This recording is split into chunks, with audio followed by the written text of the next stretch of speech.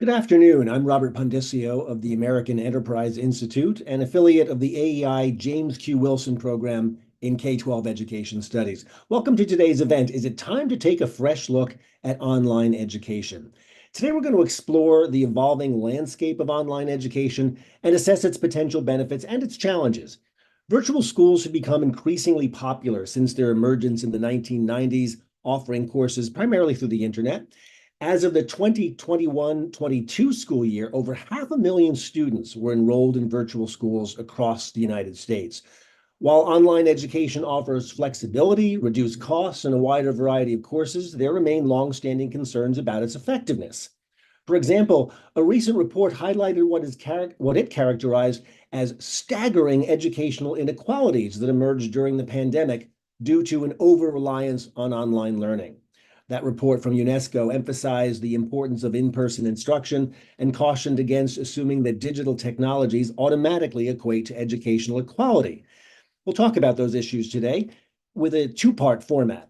Ian Kingsbury from the Educational Freedom Institute will present his research on virtual schools, including a critical examination of past evaluations that have often painted a negative picture of online learning. Ian will argue that factors like student selection bias and artificial testing conditions have skewed these evaluations, making the true impact of virtual schools on student achievement unclear. He'll also discuss potential solutions, such as at-home testing and reimagined accountability systems that could provide a more accurate assessment of online learning.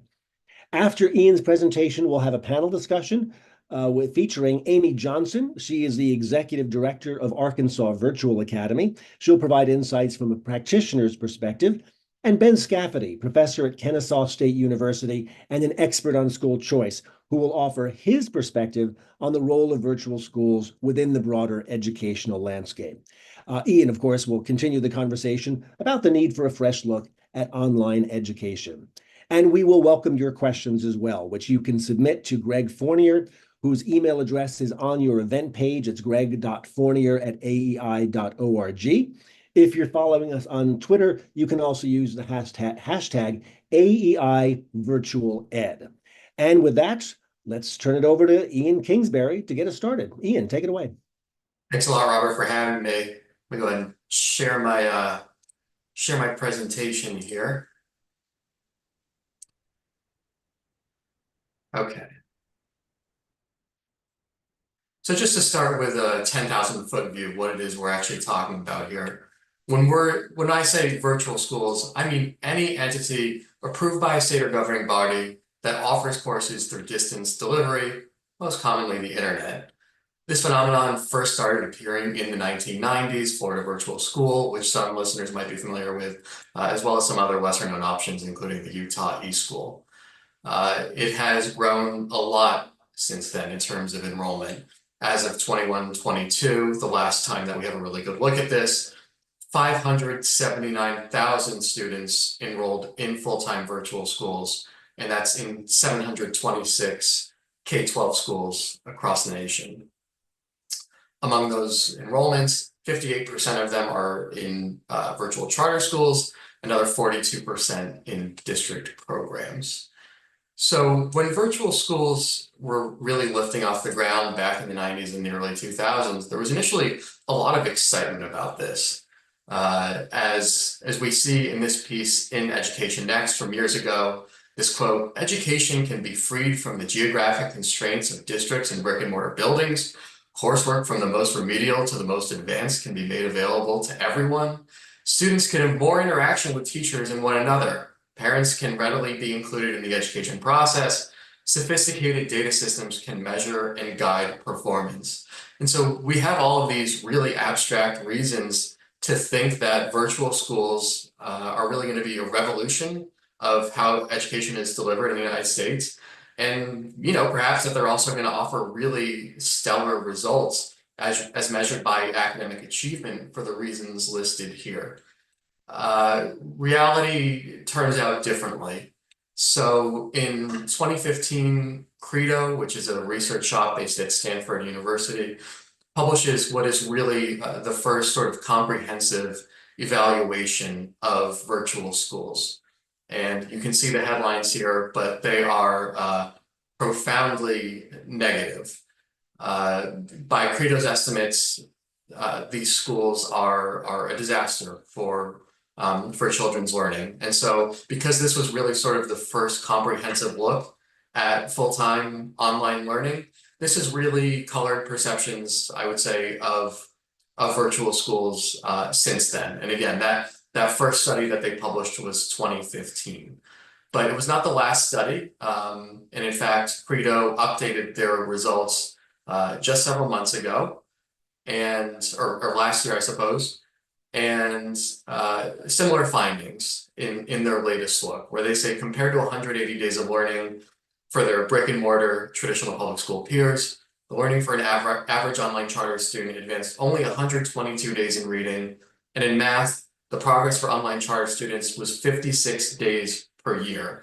In other words, in math, they're claiming that these students were learning a third of what their peers were learning. So if you believe that at face value, that looks to me to be somewhat disastrous. But they're wrong. And there's a few reasons that they're wrong. So to produce those estimates in terms of days of learning, they used a twin matching methodology. The idea there is that students in virtual schools are matched to these so-called twins in brick and mortar schools based on observable characteristics. So that would be things like prior test achievement, but also ethnicity and eligibility for free or reduced price lunch, the kind of data that we conventionally assume that schools collect. This methodology holds that these twins are the counterfactual for what would have happened in the virtual student if they had enrolled in a brick and mortar school. In other words, because they look similar on these observable characteristics, the difference between them is the virtual school effect. For that to be accurate, one must assume that the students don't differ in terms of unobservable characteristics that predict achievement. Because there are things, as we all know, beyond just those prior test scores, that demographic information that matter in terms of predicting student achievement. And as you dig in here, this assumption is very clearly violated. So there's research showing that virtual school parents have very different priorities and values from parents in brick and mortar schools. Especially, I think, recently, where there's so much salience around these, curriculum wars and or I guess culture wars around curriculum. You see that students or families who enroll in virtual schools have a lot of concerns about curriculum transparency, a lot of concerns broadly about the role of values formation in the schooling process. And so we might imagine that they're trading off a little bit, perhaps less concerned about that state test, more concerned about that value formation. More importantly, I think virtual schools are often a last resort for students who have struggled in traditional settings. The Credo method sort of unfortunately forces us to imagine a scenario where one day parents just wake up and decide, you know what I really want to try? Virtual school. And that's not what that looks like. Often it is a last resort for students who have struggled. And even if it's not a last resort, a lot of students just who are having problems and difficulties in the traditional public school setting, whether that's bullying, sometimes issues with their health, family circumstances, perhaps the parents are divorcing or moving. These kinds of factors are really quite salient in terms of enrollment into virtual schools. So Ben actually provides some of the best data on this. He asked families in a virtual school network about their reasons for enrolling in that school. And you see that these push factors are really profound, where almost half of them are citing bullying compared to 30% among choosers elsewhere. So I believe that would be private school and charter school students. But in some ways, this is actually really underestimating that, because these are students who transferred schools. And that is much more common in virtual schools, where the average length of enrollment for a 2015 study is only 2 years. And so the overwhelming number of students in virtual schools would have transferred into the school. That is not true in other sectors. So this isn't just speculation on my part that what an economist would call negative selection is shaping achievement downstream. There was a study by James Paul and Jay Green in 2022 where they look at enrollment information, and families provided a short explanation of why they enrolled, and then they sort of categorize certain families among those negative selection drivers if they picked things like bullying or anxiety, and they observe that when students are enrolling for those reasons, they have lower academic growth, and that this remains true even after controlling for prior test experience. And so this negative selection is shaping student achievement in ways that Credo and similar studies can't detect. Problem number 2, no less important, artificial testing conditions. Traditionally, students in virtual schools take their state exams at designated testing facilities scattered across the state. So that could be hotel conference centers, it could be community centers or churches. The number varies by state. Sometimes there's a lot of them so that the burden on families is not necessarily immense. Other times it turns out there's 6 locations in the state and the family has to drive 2 hours to get to that testing location. Anyway, regardless of the extent of that burden, it's a psychometric problem. There is an enormous amount of literature that says that students test best in their learning environment. And this is a literature that goes back a century, but even more recently, one of the studies that's really instructive here was that it was an evaluation of the Massachusetts summative test. And they saw that when the test switched from paper and pencil to online, that switch was associated with a 20% of a standard deviation drop in observed achievement. And so if that's what happens just by switching the test from paper and pencil to online, then imagine these students who every day learn and test from their home, all of a sudden taken to a place to which they're totally unfamiliar to take these tests with tons of other students. I mean, it's a disaster in terms of what that means for trying to get good measurement. This problem is compounded by the fact that virtual school students, as I mentioned, are particularly anxious. And so this is not a random cross-section. These are a lot of students who were bullied or just have problems with their mental health, unfortunately, being put in these environments with hundreds of other students in a place that they've never been. I've heard anecdotes from virtual school educators and leaders where unfortunately in some of these rooms they've had vomit buckets, which is not something that you would see, I think, in a traditional public school setting. Another issue, narrow testing windows. They have to rush to try to get these things done because of the burden of, of having it at these conference centers or these churches, wherever the case might be. So whereas a brick and mortar school might be taking their state summative tests over the course of 2 weeks, for the virtual schools, they might be expected to complete it in 2 days. And that is another pretty enormous issue. I don't have any data on this, but also anecdotally, there's an issue that creates of just incentives to rush. The status quo arrangement ends up being burdensome to families. And so the school expects them to test, but they'll tell little Johnny, hey, try to wrap this up. Dad's got to get to work, and you can anticipate what kind of outcome that might produce.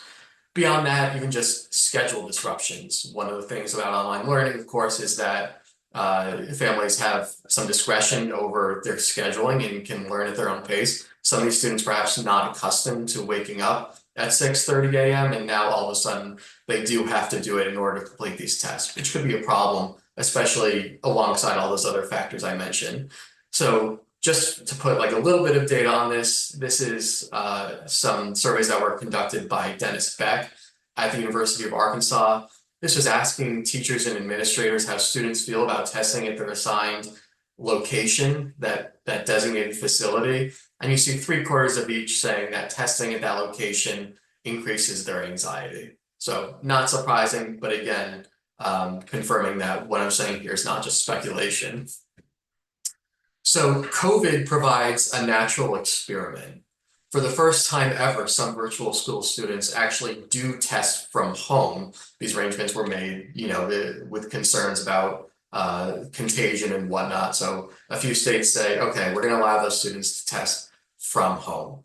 And so I have the data for that for one large network of virtual schools. And when I looked at that, I see at-home testing is associated with a big increase in achievement, specifically 92 days of learning in ELA, 98 days in math. And if you'll recall, the last Credo estimate said that the virtual deficit is 60 days in ELA and 124 days in math. So by my estimate, this wipes out the penalty that we see in ELA and about 3/4 of the penalty that you see in math.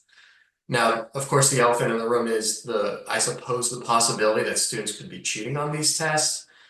For what it's worth, and I think it's something, when I look, I see stronger academic alignment between the state tests and other indicators of academic progress, such as STAR and NWEA exams, when the students are testing from home. So that's some indication actually that the incidence of cheating is not increasing. Can I interrupt for just 1 second? When Yes. you say stronger alignment between things like STAR and NWEA, do you mean low stakes versus high stakes tests?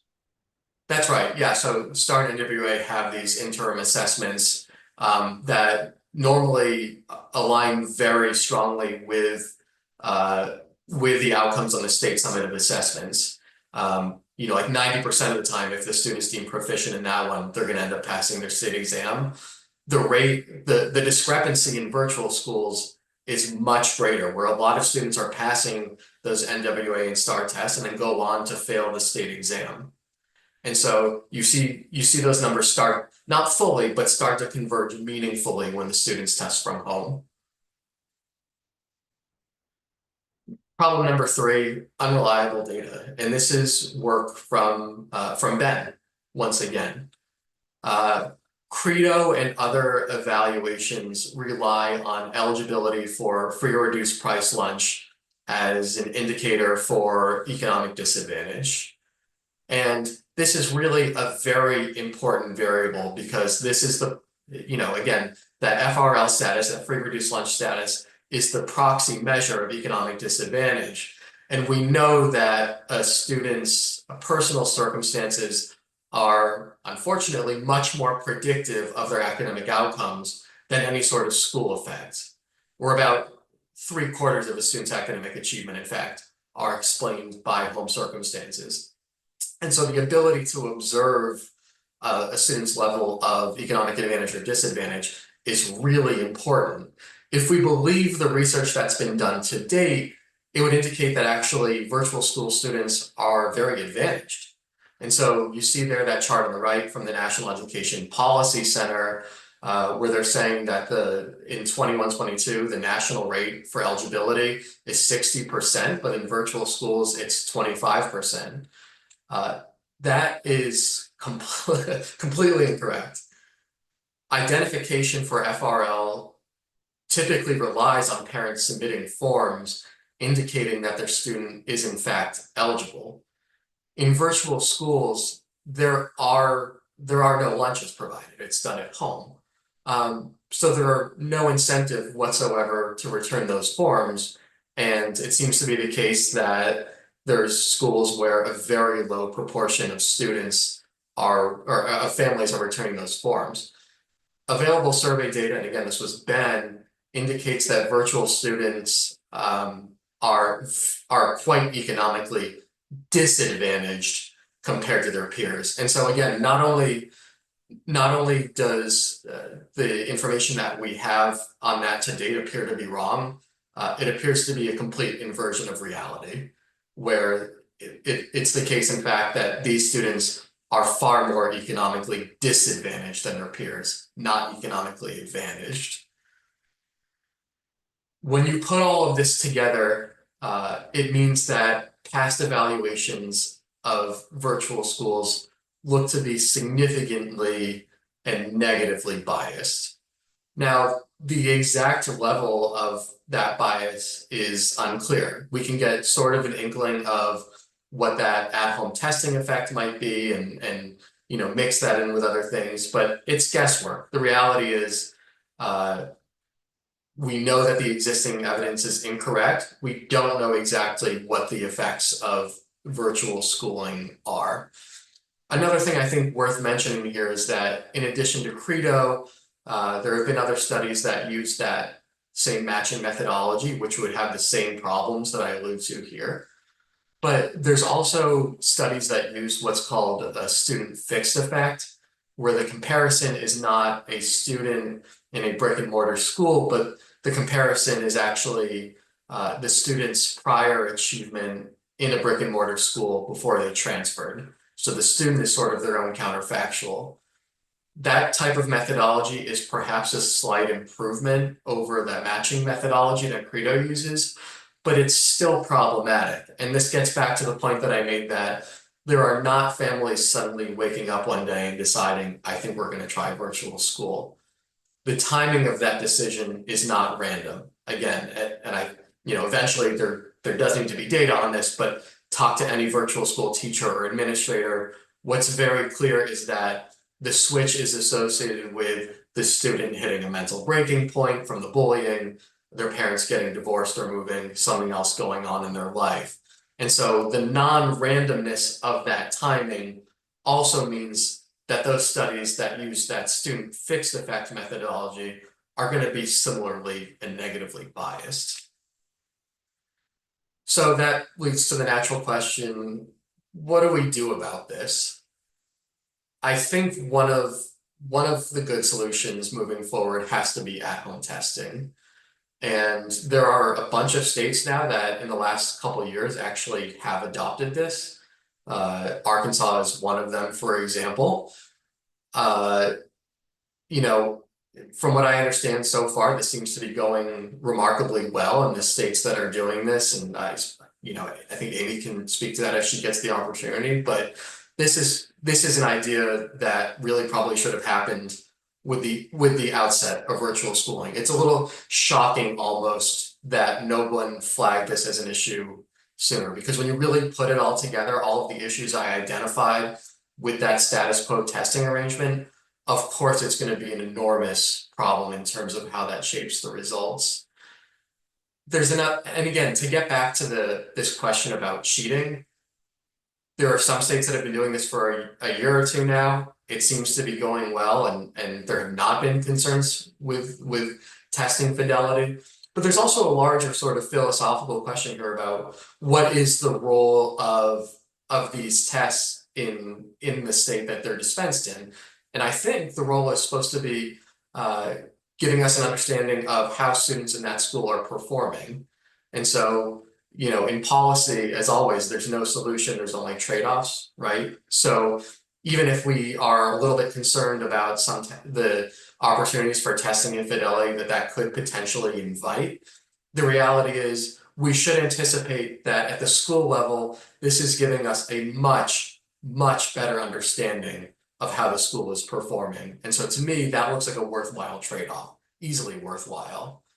The other thing I think is reimagined accountability. So Michael Horn actually wrote a piece in AEI about this 3 years ago, talking about how existing government accountability frameworks really are very poorly suited for virtual schools and other sort of alternative schooling arrangements, schools that are purposefully diverse in their mission or their programming by design.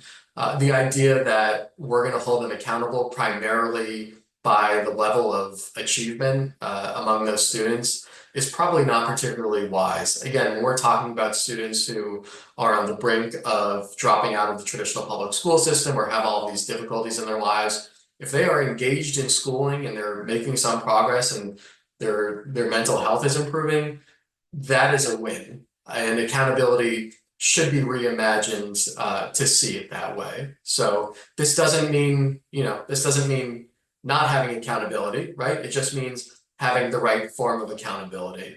And market principles can play an integral role in that. If parents are happy with it, if they're enrolling in it, that means something, or it ought to mean something. And I think I said to you, Robert, at one time that that market accountability, I think, is the least worst solution to holding schools of choice accountable. So that's where we are. Unmuting myself. Ian, thanks. That's just terrific, and a lot of food for thought. And as a non-researcher, my immediate thought is I'm not sure how you would go about appropriately and correctly matching students for a credo style study. That would be a challenge, to put it mildly. Let's talk about that in a few minutes. But let's open it up and as ever, we try to do these webinars and hew closely to classroom practice, and that's why we invited Amy Johnson along as somebody who is a frontline practitioner in online education. So let's start with Amy.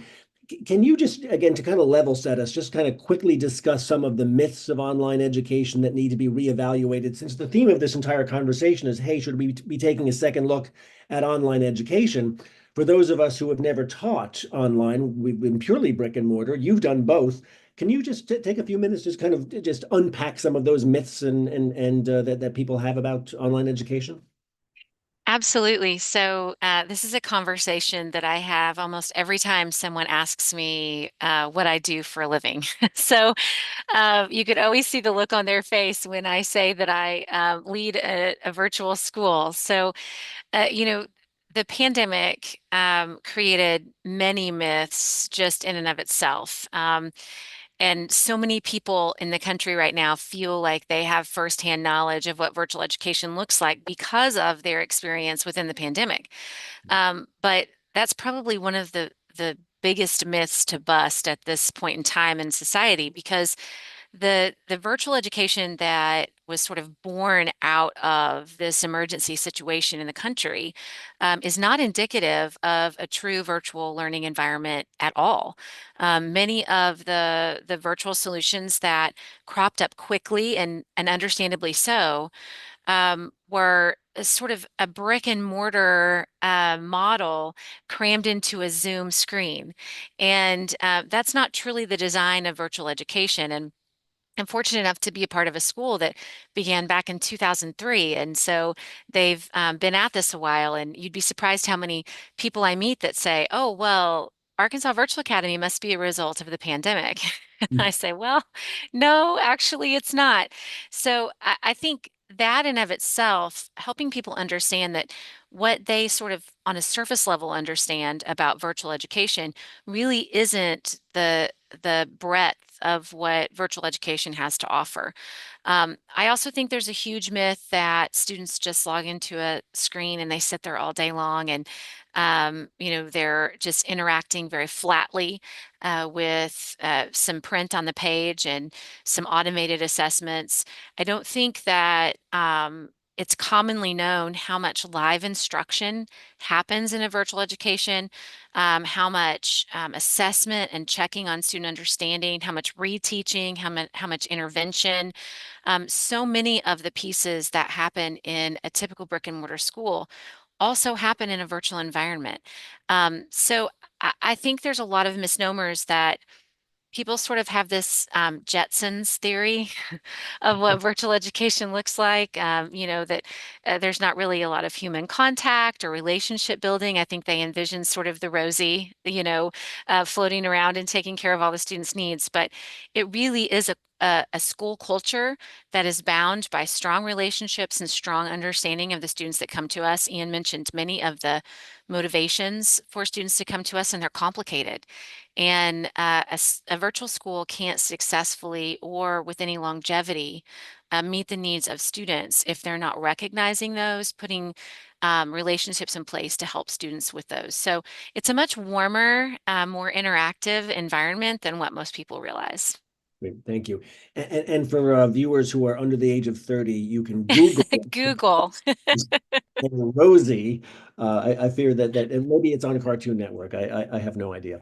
Let's bring Ben Scafidi in. Ben, obviously, Ian was invoking your work serially in his presentation, but I'm hoping you can drill down a little bit more deeply because I think it's fascinating on your research with virtual school enrollment and unpack this push versus pull of online education because I think Ian's point is exactly right. Those of us who probably think, make assumptions about online education are also making assumptions about the students. Yeah, that's a good point, Robert. When your child is born, what percent of Americans say, I can't wait till they grow up and we send them to a virtual school? Probably close to zero, right? When your child's born, you're like, oh, I want to send him to the Catholic school I went to, or I want to send him to the Jewish day school I went to, or the Muslim school, or the great public school in the suburbs, or whatever, right? So virtual schools are often for people who need a safety valve. And what I did was EdChoice was kind enough to let me put survey questions on their parent survey where we asked people who were in public schools, brick and mortar public schools, what difficult circumstances do your children face? We asked a bunch of questions. Then we asked parents in public schools who had had their child in a different sector. Were they in a charter school before? Were they in a private school before? And then we asked people in private schools and charter schools the same questions. What difficult circumstances your children have? And then we broke it out by, were your children in a different sector? Were you a mover? And then a big virtual school company let me ask the exact same questions at the exact same time to their parents. And what I found was that students who made a move of any kind to any place were more likely to have difficult circumstances than children that never made a move. But children that moved from a brick and mortar school to a virtual school had dramatically more difficult circumstances. Ian talked about a couple. We asked them, did your child have excessive stress or anxiety at their former school? 48% of virtual school student parents said their child had excessive stress or anxiety at their former school. People who were in a public school, only 20% of the parents said their child had that. And other things, depression, twice as likely. 20% of virtual school parents said their child had depression at their former brick and mortar school, double the rate of public schools. Concerns for physical safety was the showstopper. 25% of virtual school parents said they had concerns about their child's physical safety at their former brick and mortar school, where only 6.3% of public school parents said they had a concern in their child's current school. So what Ian was talking about was when researchers match children, they're matching on things that are low cost for researchers to observe. Administrative data from states has the child's race or ethnicity, their gender, their prior test scores. Are they eligible for a free reduced price lunch? And they match on that. But this other data, like you said, Robert, it would be very expensive for states or researchers to collect this data routinely on all these things that are going on in children's lives. And so if these bad circumstances are more likely in virtual schools, then they're mismatching students in these studies. I'm curious because I'm out of my depth on this topic in general, having never spent a day teaching. Well, I taught virtually like a lot of us did coming out of COVID, but that was a shotgun marriage, so to speak. So to Amy's very good point, I wouldn't compare what we did in the latter half of 2020 to virtual learning. But I am curious about this. If any of you have any visibility into it, are some of these issues resolving themselves? In other words, my impression, with no data whatsoever, is that one effect of the COVID pandemic was a number of families may have decided, hey, you know what, this works for us. We like the flexibility. We like, my child is enjoying this form of learning. Do some of these variables come out in the wash, or will they in the out years as online or virtual learning becomes more common and more mainstream? So there was a shift in terms of who was enrolling in virtual schools during COVID. certainly. A lot of the students did profile differently from students who had previously enrolled in these types of schools. It was because families were either frustrated with the COVID mitigation measures in their school, frustrated with the disruptions, or, as you allude to, some of them just discovering actually maybe that they kind of like virtual learning. But I think that's still, especially the number who stayed rather than just enrolled for maybe a few months or a year, that is a pretty small sliver of the students who are enrolled in virtual schools currently. So there was a little bit of a shift, but not enough to, where students in virtual schools are basically going to profile as similar to students elsewhere. Yeah. Amy, have you seen a shift in the students in terms of their circumstances and maybe their demographics pre and post COVID? We did see some, to Ian's point, certainly in the height of COVID. In our state, when the rest of the public schools were shut down, we stayed open. So many students came to us in that spring because they wanted to continue with some, sense of normalcy and some continuation of education. And so we did see a different demographic during that time, and we did see some of them stay on. And to Ian's data about free reduced lunches, we do have a slightly lower free reduced lunch percentage now than what we showed, pre-COVID. So we know that some of those families did stay on and or received enough exposure to the options that they had that they're beginning to be more comfortable making those choices. So we do see a slight shift there, but we still serve the majority of our students as a free reduced lunch population. I noticed, Amy, you were nodding a couple of times when Ian was talking about the accountability issues. So let me give you the opportunity to unburden yourself about that. I gather that is an issue for you. Yes. So I actually wrote down, I loved the term unobservable characteristics, if anybody saw me making notes from Ian's presentation. So I actually just had this conversation this week that, Arkansas is undergoing a sort of a revamp of their accountability structure.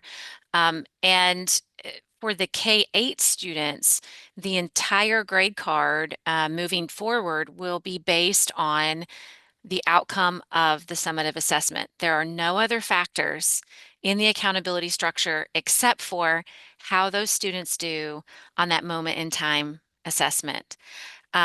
And I'm always leery of having this conversation because naysayers often want to hear through a certain sort of set of filters that as a virtual school, I don't want to be held accountable. And it's exactly the opposite of that. I want to be held rightly accountable for what we do in our school and who we serve. And um, I think to Ian's point about those unobservable characteristics, there are times that it's a win for us just to get the student to the computer to take the assessment. Virtual testing was a huge win for us. We had many trauma-laden students that it was difficult to even get them out of the car when we had to test them face to face. So we're hopeful that with the opportunity for virtual assessment that we'll be able to more rightly display what students are learning. But one of the other issues that's not taken into consideration in most accountability structures is where the students' academic prowess is when they enter our school. We're an open enrollment charter. So just like the local brick and mortar, if a student comes to me, I take them. There's no screening process. There's no academic eligibility. Roughly 70%, just under 70% of the students that come to us, and we do have high mobility rate, as I think it was Ben that was mentioning that, students come and they stay for a few years. But roughly 70% of those students that come to us in the lower two performance brackets of the summative assessment. And so one of the things that we struggle greatly with is proficiency on state assessments. Our growth is typically right at or just slightly above below in that bubble of the state average. We're moving students, but the majority of students are coming to us because they have all of these, I'm going to keep using that term, Ian, unobservable characteristics that are affecting that academic performance. And so not only do we have the academic pieces that we need to work towards for our accountability structure, but we're really working to take care of all those other pieces that are affecting students, not just academic performance, but their social emotional well-being as well. So so many of the comments that have been made, there are not accountability structures that take that into consideration, take into consideration the population we serve or the way that we're going about serving them. If I can just piggyback on that a little bit. Sorry, Michael Horn, I alluded to that piece he wrote for AEI 3 years ago. He gives the example of what if there's a student in fifth grade who comes in with a second grade level of understanding, and by the end of the year is fourth grade. That's, in that accountability system that you're talking about, Amy, that's considered a failure. I mean, it's just, it's such a monstrously bad way to do it. Yes, and we are hopeful there is a larger emphasis on growth that's going into the drafted accountability structure that's being considered in Arkansas. But we also still recognize that, there are other pieces that impact that, and it's good for us because our growth tends to be more competitive. But we all also know that there's much more to a student's progress than their ability to sit down in one frozen moment in time and take an assessment and, fingers crossed that it's a good day. So. Yeah. There has been so much, especially coming out of COVID, there's been so much discussion about the student mental health crisis, which it's real. It's a bit surprising to me. I find myself thinking that we're not talking about that within the context of online education. In other words, we're the field at large is very and rightly concerned with student mental health. uh, we're not factoring that into the conversation about the efficacy of online learning. That's curious. Or am I missing something?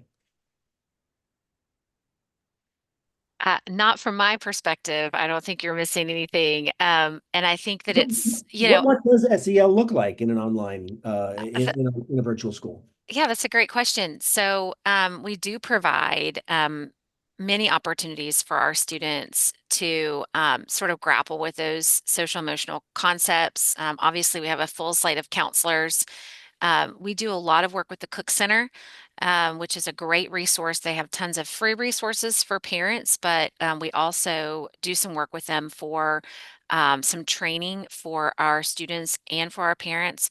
And and perhaps something that's a little bit different in the virtual world on this front is that outreach to parents, because we know that the parents are our partner in the home. And so to really think about social emotional needs of students, we have to equip the parents to be able to handle those because they're the ones that are sitting right beside their students. So we host a lot of sessions for our parents that talk about motivation, anxiety, overcoming bullying, depression.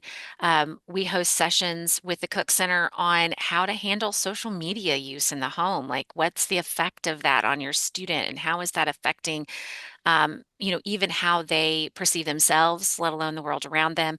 So it's not only a reach for our students, but it's also a bit more of a holistic reach, I think, in the virtual world than you might see in a typical brick and mortar school, because we want to reach that parent as well, because we know that they are our partners and they're trying to figure out the best way to relate to their student and help their student's social emotional growth as well. So we try to cover that on both fronts as best as we can. Dr.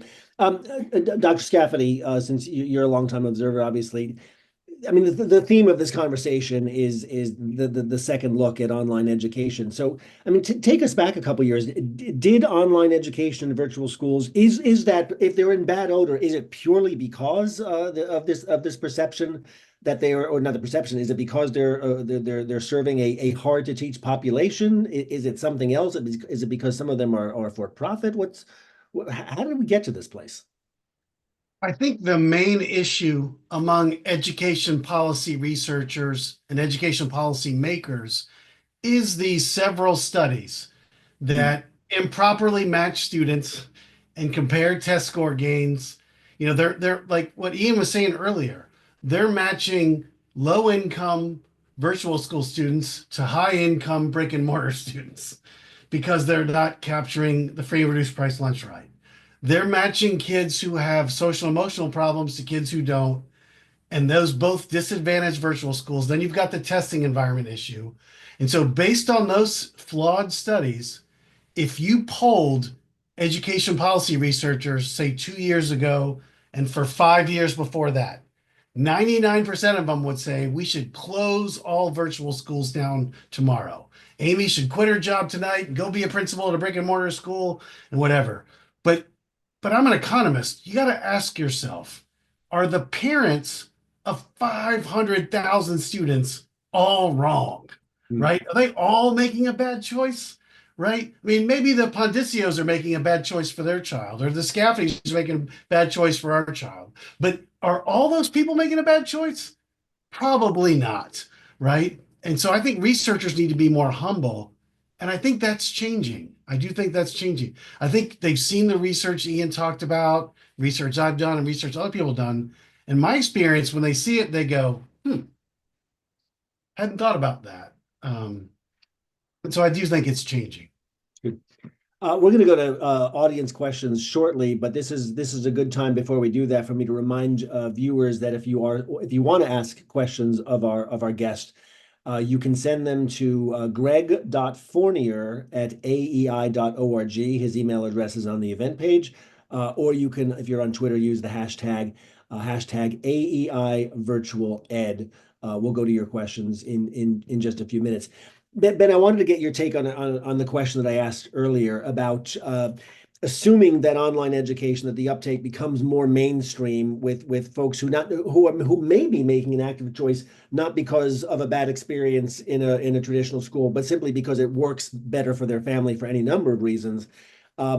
As a researcher, as an economist, do you expect the research to change? Well, two-part question. Do you expect the student composition to change, and because of that, will the research change within a few years?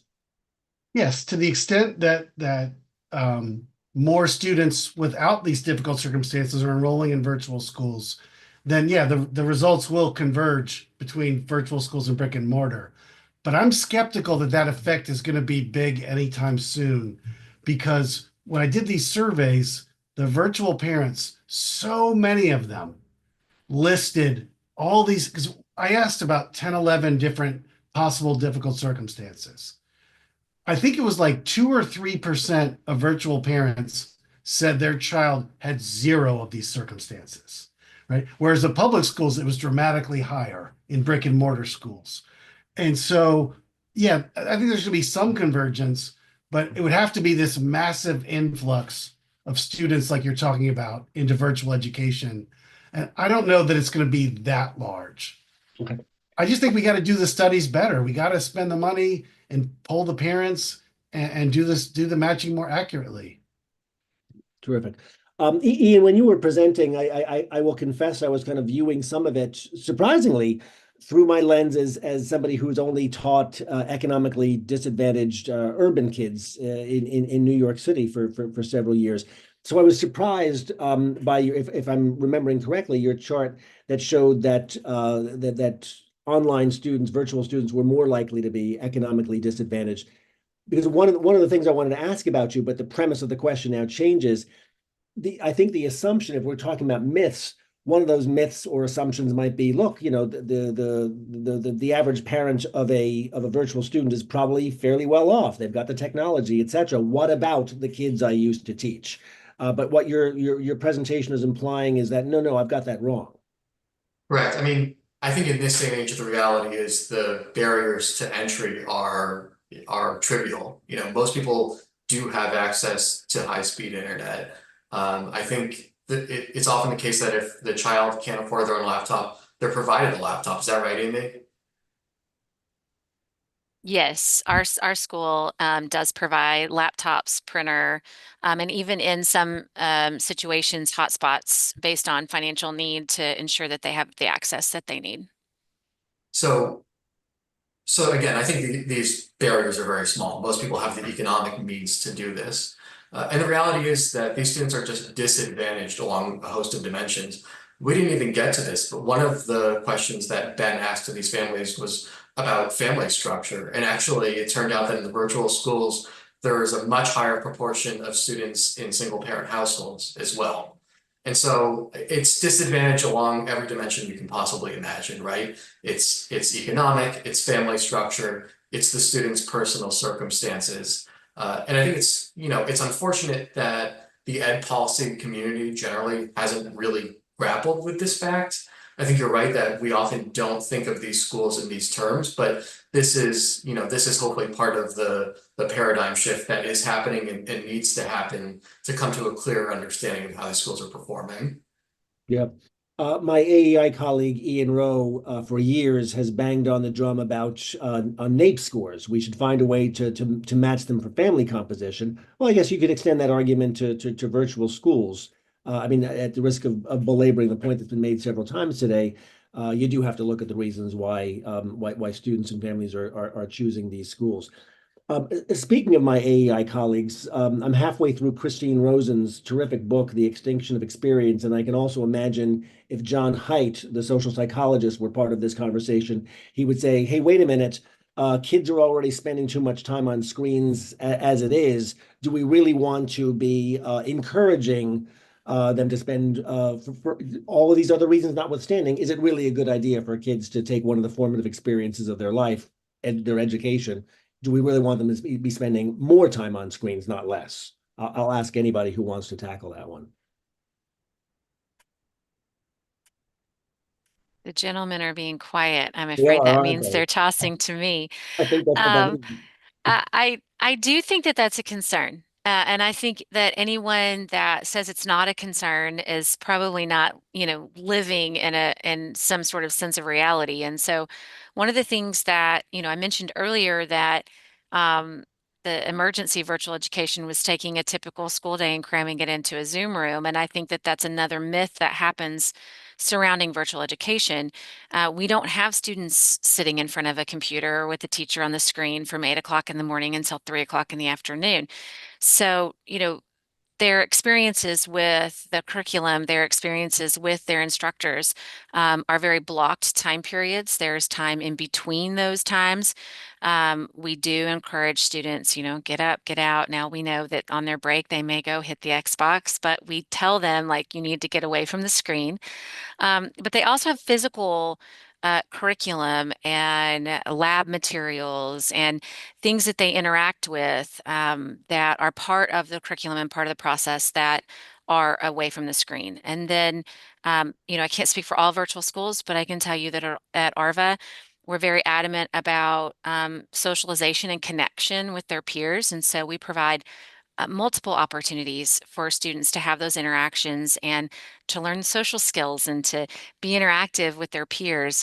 We have a fall dance coming up for our high school students that they'll get together and get to have that typical high school experience. So I think it's important to understand again that while we all recognize the negatives of being in front of technology for, multiple hours a day, that schools that are really trying to address, again, those relationships and that well-rounded student are ensuring that they give opportunities for that step away and for those in-person connections as well. Since the gentlemen were not eager to take the last question, I'm going to stick with you, Amy, for this I had to one. add to Um, can you talk just a little bit about teaching under this model? Effective online instruction requires, I assume, some specialized set of skills and strategies. How do you prepare teachers to teach in this very different, I assume, very different environment than the traditional one? Sorry, briefly, but before we get on that, could I just add a little bit on the last question? Please. I think part of first of all, let me say, I think it's a legitimate concern. I agree with Amy. I'm not especially sympathetic to the test score concerns that have been raised about virtual schools. I am concerned with people who say, what about all this time on screens? That to me is valid. Part of the problem is that I think when we imagine choice in charter schools specifically, a lot of what we want from that is colored by stories like Waiting for Superman or Success Academies and these amazing stories of success for kids who otherwise would have been in these challenged urban schools. But there is a different form of success that is less sexy that we should still celebrate. And again, that is the students who are at imminent risk of disengagement from the education system, or a child who unfortunately might have cancer who can't even safely go to a building to learn. This is an important option for those people, even if we don't love the idea of the amount of screen time it involves. So it's a trade-off we should be willing to accept. Great. Thank you. And I didn't mean to step on you a moment ago, but Amy, let me go back to that question I just asked about teaching under this model and how you prepare teachers to be successful in what I assume is a very, very different form of pedagogy. For sure. So the first thing that we have to really help teachers understand is to get comfortable with radio silence. That's very difficult for teachers who are used to being in front of students to read body language and to circulate the room and to discipline by proximity and all those things that we're taught, as we go through our training. And so learning how do you read the room in a virtual environment? Helping them understand how important those class norms are. Your camera needs to be on, your microphone needs to be on. I need to hear from you. So those pieces, I think, are probably the sort of the low-hanging fruit that we know we have to tackle right away.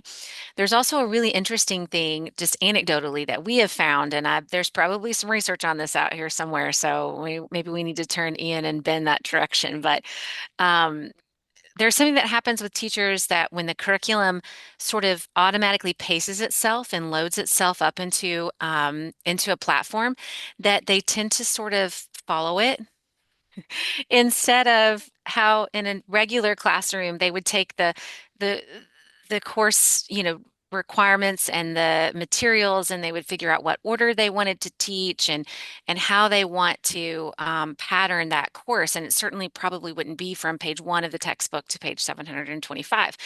And so we really have to give teachers a comfortable place to start from with the technology and with the platforms and the manipulation of the curriculum so that they really can use their expertise in crafting the instructional pace and outline of the course based on those high priority standards. So um, it's it's definitely different. We tell our teachers all the time, there's very few things in a brick and mortar that you did in brick and mortar that you can't figure out how to do in virtual. But you need to be prepared that it's going to take you a little longer and it's going to be maybe a little bit more difficult to pull off. But I think a lot of it is helping them just remember that there really is a person on the other side of that screen and building those connections. But I'm thankful because our teachers report to me that they feel like they know their students better in our school than they did when they were teaching in brick and mortar. And some of that I think is because it's a necessity. They can't really meet that student where they are unless they've really done the work to get to know them and to know what their fears are, what their strengths are, and what their needs, where they truly lie. We're going to go to audience questions, and my queue is filling up with quite a lot of them. And I'm going to apologize in advance to both Ben and Ian because I just looking at the list, a lot of these questions are practice based. So forgive me, but don't feel that you can't jump in. One of the first questions is a good segue with what Amy just talked about. What does online education look like in a world with widespread adoption of AI, artificial intelligence, and what is the role human teachers might or might not play? Well, I can tell you AI for us is coming quickly. We're already doing some work with our teachers and really one of the biggest blessings of AI for our teachers is removing and the lift of some of those day-to-day tasks. Things like sending out form letters or, surveys or things that are a bit more formatted. It does save our teachers time to be able to utilize some AI. We do have some parameters around that. I think the biggest piece is helping students understand how to use AI appropriately. There's a lot of skepticism. I'm a former English teacher, so if you want to get English teachers really stirred up, talk about talk about AI use. But I can tell you in working in a virtual environment, one of the first things I would do in the classroom is help my students understand the strengths of AI and the weaknesses of AI and what it can help you do and what it shouldn't help you do because the areas that it's not really trustworthy. I do think there's a lot of potential. I kind of believe that innovation is just past the edge of what we know. And so, while we're sort of getting used to this AI concept, it is, I think it's going to be important for us to think about what AI could bring to the table as far as really creating opportunity for students to learn exactly what they need to know in the moment because of some interface with AI. I'm really excited, in all honesty, to see where it can go in education and the impact that it can have to truly help students get the information they need in the moment that they need it. Even things like learning styles and taking standards and content and patterning it toward what an AI platform might know about a student's learning history. There's a lot of really intriguing stuff. So I am no AI expert other than I can be a little bit of a fangirl about the possibilities that are sort of on the horizon with what's there. Yeah, I can see a role for AI. I'm not only an ed tech skeptic, but I'm a differentiated instruction skeptic as well. I think it's one of those things that's we talk about but don't do very well. But I can Yep. see a role for AI in differentiated instruction. It turns out we do actually have a question that's for our researchers. Can the panelists comment on for-profit virtual charter management providers versus nonprofits? This questioner's experience or assumptions that a lot of the purposeful skepticism among researchers is driven by hostility toward the former, toward for-profit online schools. Any thoughts, gentlemen? I do think some researchers have this for-profit bias and they share that with you, and then they leave and go shop at Walmart and get something to eat at a private sector restaurant. I think that bias is silly. Um, Virtual charter schools, the charter is held by a nonprofit board, and the board contracts with the for profit if they choose. They can fire the for profit if they choose. Um, I mean, people always talk about there's no profits in public schools. Well, who do you think makes the textbooks and the computers and builds the buildings, right? The for-profit thing, yes, some researchers, often in colleges of education, some of them have this for-profit bias. I think that's silly. I'm skeptical of the idea that this has anything to do with the observed achievement. If that's the skepticism, there have been a bunch of evaluations of for-profit brick and mortar charter schools, because those exist as well. And I don't know if they're uniformly, but mostly positive achievement effects. So this idea that the for-profit status suddenly becomes relevant only within the virtual sector doesn't make a lot of sense to me. Okay.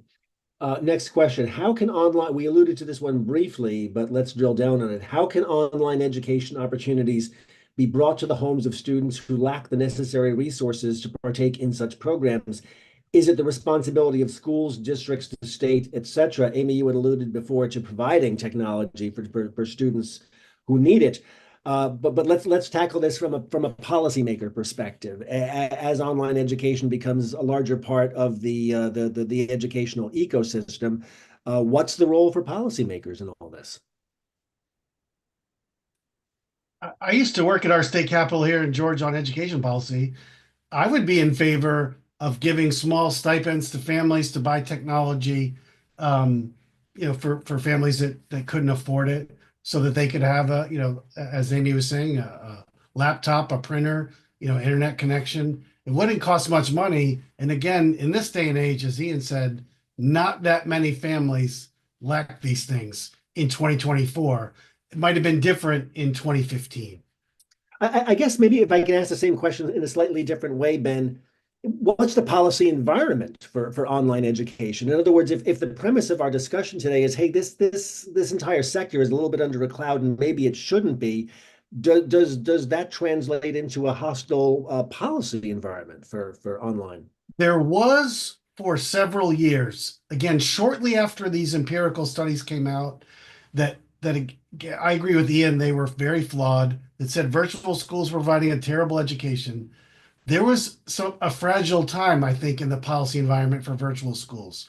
But as more and more families choose virtual schools, they go talk to their legislators and tell their stories. My sense is that fragility of that environment is going away. I Hmm. think parents want this. They want it again in certain situations for their children. And the research I did, I asked them, parents in virtual schools now with their children, how long do you plan to have your children here? Almost none of them said through 12th grade. Hmm. They always viewed this as a short-term thing, lot of parents. And I think parents want this, and I think the policymakers are going to be scared of them. I love this question. I'm not sure if any of you have had the opportunity that I had not long ago to visit the Optima school, Erica Donald's virtual reality school that she's doing down in Florida. But this question is one thing that could be interesting is the adoption of virtual reality technology to online schooling. The questioner invokes Optima Ed. It seems like there might be a more immersive and therefore more interesting to students opportunity than, say, Zoom school. Is there any research on this? Well, I can't speak to the research. I know the gentleman probably can, but I can tell you that we began a pilot to sort of see what the possibilities were with virtual reality in this last year, and we actually began and will run sort of this opportunity again for our students. Um, we crafted this opportunity for our students through their history courses to come in and interact with some virtual reality technology. And it was really interesting because, they're not just reading about these historical events on a flat page, they're actually within the story. So I think there's definitely some opportunity there. And as far as engagement, which we're always looking to increase, it definitely has sort of that bang for the buck. But the buck is where that becomes the situation is how do we get the virtual reality technology to the students? What is the cost involved with that? In some ways, it's sort of linked to the question that we just asked, that we just discussed about access. When our initial concern is making sure that they have internet and that they have a laptop, um, virtual reality is sort of that bells and whistles, if you will.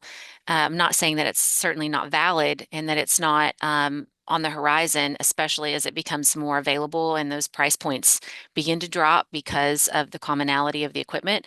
But it definitely has the engagement. But I think it's something we have to think about as, especially in a state like Arkansas, which is so highly rural and a very high for reduced lunch population. We have to think about how we make that equitable for all of our students to be able to experience. Right. Ian, I think this one is aimed at you. On the home testing front, it seems like a lot is riding on the assumption that students are not cheating on online tests. What if that assumption is wrong? The challenge with this, of course, is that there's no way of definitively knowing where testing infidelity might be going on or not going on. Um, to me, it's very promising, as I mentioned, those stronger alignment between the indicators of academic progress with the state summative test result. The other thing that I observed is that student characteristics, their demographic profile, actually becomes better predictive of the outcome when the student tests at home. And there is a literature that says that that's an indication of better testing fidelity. And so you have a couple things there showing something promising. The other thing I would say is the progress that you see with the at-home testing, because I looked at this, it's not a few students making gigantic jumps, right? Where they were in the 10th percentile the year before, and then they go into the 90th. It's incremental jumps spread across the population. So the student goes from, the 40th to the 45th percentile or whatever the case might be. The other thing, truthfully, is that the incentives to cheat are non-existent. Child gets nothing from it. The family gets nothing from it. This is not an SAT score. It's their 6th grade state summative test. So that leaves me both hopeful that of testing fidelity and skeptical that infidelity would be a widespread problem. And And I want to piggyback on that too, Ian, because I want to make sure that people understand that this isn't just a student sitting with their computer in at their kitchen table with no one watching them. These assessments, at least in the state of Arkansas, are given on a virtual platform, much like we're on right now. And a teacher is proctoring. In the state of Arkansas, they can only proctor up to 10 students at a time. The student is required to be on camera. The student's microphone is required to be on at all times so that we can hear what is happening in the room. So it's not a situation, when we say test at home, it's easy to sort of visualize a student with their paper booklet and off they go. And of course, they've got their phone in their hand, Googling all those answers. But they're on screen. We can see them the whole time. And we've had situations where we've had to stop somebody's test because there was a conversation going on in the room, or a high school student, picked up their phone to take a selfie because they wanted to post that they were taking their their state assessment. We're like, you can't do that. So there's security measures in place. The states that are adopting this are very strategic about the training that parents receive, the security agreements that parents have to sign and that teachers have to be aware of, and the proctoring that goes on. So this isn't just sort of a student independently closed off taking an assessment with all the resources, at their fingertips. They're definitely proctored and observed. Okay, so this is a really important point. The technology seems to be in a place now where this can be done safely. In fact, it's my understanding, I don't know if either of you know, but I believe the LSAT now has an option where students can test from home, given where the technology is to do this. So if it's good enough for, the people who are going to be lording over us in the future, I think it'll work for Johnny in sixth grade math. And states could put in data checks to see if there's something anomalous. States should definitely adopt this policy for virtual schools, for district virtual schools and for virtual charter schools. But they can check, and if something anomalous is, they change the policy back. We've got time for just one more question, and it is going to be for Amy. Since you invoked, we've all talked about, parents want this for their students. That's fine. How about parental engagement? Virtual school parents may have different priorities and values. How can a virtual school effectively engage parents and foster those strong partnerships between home and school that I believe we know help student outcomes? We have a whole team for that. So um, we do have a very specific plan to engage our parents through orientations, through town hall meetings. We make lots of phone calls to parents. We actually, for our school, and again, I know this is a bit anecdotal and specific, but we actually have our state broken up into sections, and we have regional coordinators, sort of like the old homeroom mom type of model. We have those folks that coordinate for different geographical regions of the state. And so not only do we host opportunities for students to get together by geographical region, but we also host opportunities for parents to get together. And those regional coordinators are available to help parents with the myriad of things that they have to navigate in a virtual environment. Things like logging on. How do I, you upload a paper? How do I see my students' progress? They can't access this. Any of those issues that they're having, we have a very specific structure to support that.